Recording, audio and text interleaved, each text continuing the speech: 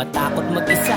Sarili mo lang din kakampi mo sa umpisa. Sa kahit na anong gawin, di ka dapat mabalisa. Kahit maparalisa, do kundi makabisa, do dapat mong gawin. Nang paulit-ulit mong isipin na kaya mo, kahit na minsan di nila maintindihan ang gaya mo. Pag tumapak ka sa lupa, tatanda ka sumagpo. Ganun talaga sa una, titingala ka muna. Maniwala, di lang dapat sapat na pagbuhusan mo ng ekspektasyon. Dapat din kinikilusan, sumugal man ang sagat o maubos man agad. Basta lahat na ilahat, mapakita mo na lubusan.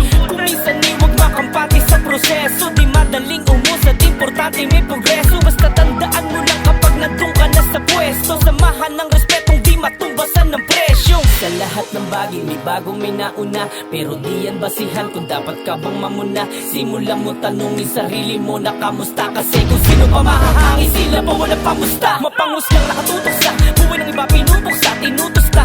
Kasi mga paningin nila nauupos ka. Kasi kung minsan sa buhay kung sino patunay, sila ang patunay. Lutupan sa hukay, paan nila yun hindi dapat maumay. Kapag nakabuhay tulisan na sungay, tatapa pero matututo, minsan magdadala ka pa rin sa puntong ikay nangangapa.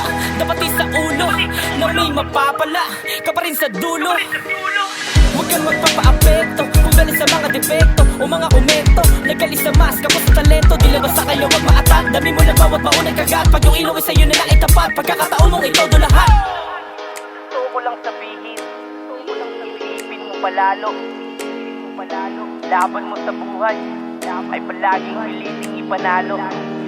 Kung minsan malihado ka, tama mo na lang sa mga plano. Kasi kung pa lang sa hinarap mo ang lahat, wala kang talo.